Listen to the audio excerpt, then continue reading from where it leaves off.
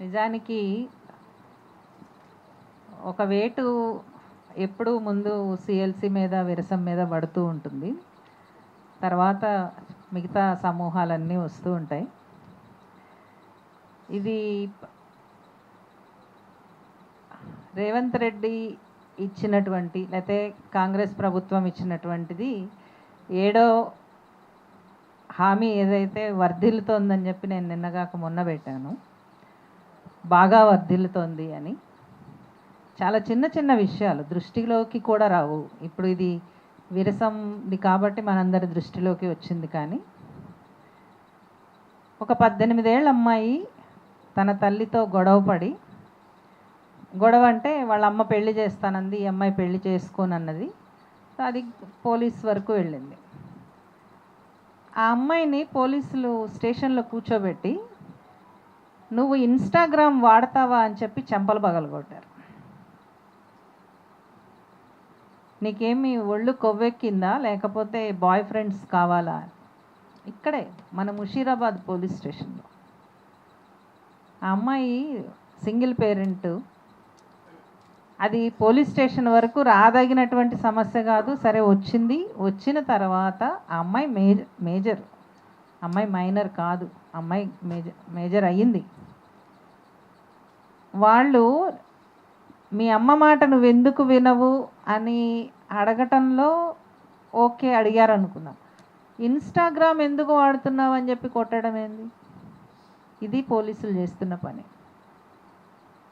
లగచర్లలో మేము ఫ్యాక్ట్ ఫైండింగ్కి వెళ్ళాము. అక్కడ ఏం జరిగింది అని తెలుసుకోవడానికి మహిళా కార్యకర్తలు వెళ్ళింది ఓ 10 మంది వెళ్ళాము. ప్రొఫెసర్స్ ఉన్నారు, జర్నలిస్టులు ఉన్నాము, యాక్టివిస్టులు ఉన్నారు. మా కళ్ళు ఎదుట సిఐ బట్టలు చెంపండి అని చెప్పాడు. మాకు అర్థమవుతుంది అతను ఇస్తున్నటువంటి. మాతోనేమో మేడం మేడం మేడం మీరు ఆగండి మేడం అంటూనే ఉన్నాడు. వాళ్ళకి ఏందమ్మా మీకు బాగా బలిసిందా అని ఇట్లాంటి మాటలు మాట్లాడుతున్నాడు. ఏం చేయాలో తెలియదా? లాగండి, గుంజండి అంటే ఏం లాగాలి? మనిషిని లాగాలా, బట్టలు లాగాలా? వాళ్ళకి అర్థమైంది ఆ సిగ్నల్ ఏంటో. చింపారు, లిటరల్గా సంధ్య బట్టలు చింపారు. బహుశా అక్కడ అడ్డుపడకు ఇంకా మావి కూడా చింపేవాళ్ళు. కానీ ముందు వరుసలో తను ఉంది కాబట్టి తన బట్టలు కావాలని చింపారు. తోపులాటలో చిరిగింది అని చెప్పి అనుకోవడానికి లేదు. అది పోలీసు వ్యవస్థ. కావాలని చెప్పి అందాల పోటీల్లో నిరసన తెలియజేస్తున్నందుకు కాలు మెలితిప్పారు. ఇవి యాక్సిడెంటల్గా జరుగుతున్నాయి అయితే కాదు, కావాలని లిటరల్గా ఏ నరం నొక్కితే ఏది లిగమెంట్ తెగుతుంది అని తెలిసి నొక్కారు. పట్టించుకోలేదు ఎవరు, రాజకీయ పార్టీలు కూడా పట్టించుకోలేదు ఆ రోజు.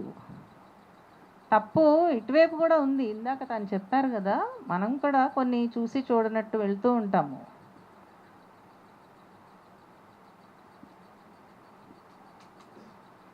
మనకి ఎన్ని అభిప్రాయ భేదాలున్నా అవతల ఆఖరికి మనల్ని విమర్శించే లేకపోతే మనల్ని ట్రోలింగ్ చేసేటటువంటి బీజేపీ కావచ్చు లేకపోతే ఇంకెవరైనా కావచ్చు, ఆ మహిళల మీద కూడా అసభ్యంగా మాట్లాడటానికి వీల్లేదనే చెప్తాం. మేమైతే అదే చెప్తాం. వాళ్ళు మనల్ని అన్నారని చెప్పి మనం తిరిగి అదే భాషలోకి వెళ్ళాల్సిన అవసరం లేదు. కానీ ట్రోలింగ్ విచ్చలవిడితనం వెళ్ళింది. రాజకీయ పార్టీలు అంటేనే భిన్నాభిప్రాయాలు ఉంటాయి. ఈరోజు చెప్పినటువంటి ప్రమాణం రేపు ఉండదు. కానీ ఒక రాజకీయ నాయకురాలని అంత రఫ్గా ఎందుకు బిహేవ్ చేశారనేది నాకు ఇప్పటికీ అర్థం కాలే. నాకేమి కల్వకుంట్ల కవిత మీద పెద్ద ప్రేమ లేదు. అంటే ఆమె ఒక రాజకీయ నాయకురాలు, బూర్జువా రాజకీయ పార్టీ అని అనుకుంటాను. కానీ అవసరమైన చోట వాళ్ళు మాట్లాడాల్సిన చోట మాట్లాడేటట్టే చేస్తాం. అది కూడా ఇస్తారు. అంటే ఇదంతా కేసీఆర్ ప్రభుత్వంలో జరిగిన లెక్క వేరే, కాంగ్రెస్ ప్రభుత్వంలో మహిళల మీద జరుగుతున్నాయి చెప్తున్నాను నేను. అంటే దానికి దీనికి సంబంధం లేదనద్దు, అన్నిటికీ సంబంధం ఉంది, ఖచ్చితంగా సంబంధం ఉంది. ఎవరు ఎందుకు మాట్లాడకూడదు అనే దానికి లెక్కలున్నాయి పూర్తిగా. ఒకళ్ళని ఒక దెబ్బతో కొడతారు, మహిళలు మాట్లాడుతుంటే అంగాంగాన్ని తీసుకొచ్చి బహిరంగంగా పెడతారు. ఎంత స్థాయికైనా, ఎంత వల్గర్ స్థాయికైనా తీసుకెళ్ళగలిగినటువంటి ట్రోలింగ్ నడుస్తుంది. నేను ఆ రోజు బాలరెడ్డి గారి పుస్తకము ఆవిష్కరణలోనే చెప్పాను, ఇట్లా జరుగుతోంది, మాట్లాడదాము అని చెప్పి. అర్థం కాలేదు, నిజం చెప్పాలనంటే సమాజానికి అర్థం కాలేదు. మనం ఏ పౌర సమాజం అనుకుంటున్నామో ఆ పౌర సమాజానికి దాని ఇంటెన్సిటీ అర్థం కాలేదని నాకు బాధ. ఎందుకు అర్థం కాలేదు అనేటటువంటిది లోపమా కాదా అనేది కాదు, మనం ఎందుకు అర్థం చేసుకోలేకపోతున్నాం జరుగుతున్న వాటికి. అంటే హింస అత్యున్నత స్థాయిలో కనిపిస్తేనే హింస కాదు. హింస అనేది చాలా రకరకాలుగా ఒక్కొక్కళ్ళని గొంతు పిసుకుతున్నటువంటి సందర్భంలో అది ఎక్కడ దాకా వెళుతోంది అనేటటువంటి దాంట్లో ఇది అల్టిమేట్. ఈ కేసీఆర్ గవర్నమెంట్ ధర్నా చౌక్ మూసేసిందనే కదా నెల రోజుల పాటు ఆ సిపిఐ ఆఫీసులో కూర్చుని మనము ధర్నాలు చేసుకుని మరీ ఆ రోజు వెళ్ళి దాన్ని తెరవగలిగాము. చాలా కష్టపడాల్సి వచ్చింది. ఆ ధర్నా చౌక్ ఊరికనే రాలేదు, చాలా కష్టపడాల్సి వచ్చింది నిజం చెప్పాలి అని అంటే. అంత చిన్న ప్లేస్ మనకెందుకు అవసరం అనే దానికి ఇదే సుందరయ్య విజ్ఞాన కేంద్రంలో అప్పటి నుంచి ఆ సుందరయ్య విజ్ఞాన కేంద్రానికి ఉండేటటువంటి పాలసీ ఏంటో మనకి ఇప్పటివరకు అర్థం కాలేదు. మనం ఏమనుకుంటున్నాము, అది సిపిఎం వాళ్ళది అనుకుంటున్నాము. సిపిఎం వాళ్ళు ఒక బిజినెస్ ఎస్టాబ్లిష్మెంట్గా నడుపుతున్నటువంటి కేంద్రం అది. దానికి ఉండేటటువంటి పరిమితులు ఏంటి అనేటటువంటిది మనకు అర్థమైతే మనము అక్కడ పెట్టుకోవాలా వద్దా అనేటటువంటిది మనకు అర్థమవుతుంది. నేను అంటే వాళ్ళు అట్లా ఇవ్వచ్చు అని వాళ్ళు ఎందుకు రెసిస్ట్ చేయట్లేదు అనే దాని గురించి కాదు, అసలు వాళ్ళు ఆ సెంటర్ని దేని కింద రిజిస్టర్ చేశారు, పార్టీ కింద కాదు. గుర్తుపెట్టుకోండి, అది మనం గుర్తుపెట్టుకోవాలి. అది మనం గుర్తుపెట్టుకుంటే వాళ్ళ పరిమితుల్ని ఎక్కడ విమర్శించాలి ఖచ్చితంగా. నువ్వు ఒక పార్టీగా ఉండి ఒక సెంటర్ని నడుపుతూ ఉన్నప్పుడు నీ నీ బాధ్యత ఏంటి అనేది క్వశ్చన్ చేయడం చాలా అవసరం. అది మనం ప్రత్యామ్నాయం ఎత్తుక్కోకపోవడం కూడా మన లోపం. మన ప్లేసెస్ని, మన పోరాట మార్గాలని కూడా ప్రత్యామ్నాయం వైపు తీసుకెళ్ళలేకపోవటం అని అది ఆలోచిద్దామని నేను అనుకుంటున్నాను, చాలా సీరియస్గా ఎందుకు అని అంటే ఒక మీటింగ్ పెట్టుకోలేకపోవడం, ఈరోజు ఒక విరసం పెట్టుకోలేకపోతుంది అని అంటే రేపు నాలాంటి వాళ్ళము రైతు ఆత్మహత్యల మీద పనిచేసే వాళ్ళము, లేకపోతే స్త్రీల హక్కుల కోసము పనిచేసేటటువంటి వాళ్ళము, మావి చాలా చిన్న అంటే పెద్దవి కాదు, పెద్దవి ఆచరణలు కాదు, మా చిన్న అంశాల మీద పనిచేస్తాం. వాటి మీద కూడా పెట్టుకునే అవకాశం ఉండదు. నిన్న ఒక మాట మా ట్రాన్స్జెండర్ సిస్టర్ చెప్పింది, ఈ ఎస్ఐఆర్ ప్రక్రియలో జరగబోతున్న దాంట్లో ఏం చేస్తారు, ఓటు హక్కు కోల్పోయిన వాళ్ళందరినీ ఏం చేస్తారు, ఎవరికి కోల్పోతారు, ఎస్ఐఆర్ ఎవరు కోల్పోతారు, చాలా అతి సామాన్యులే కోల్పోతారు.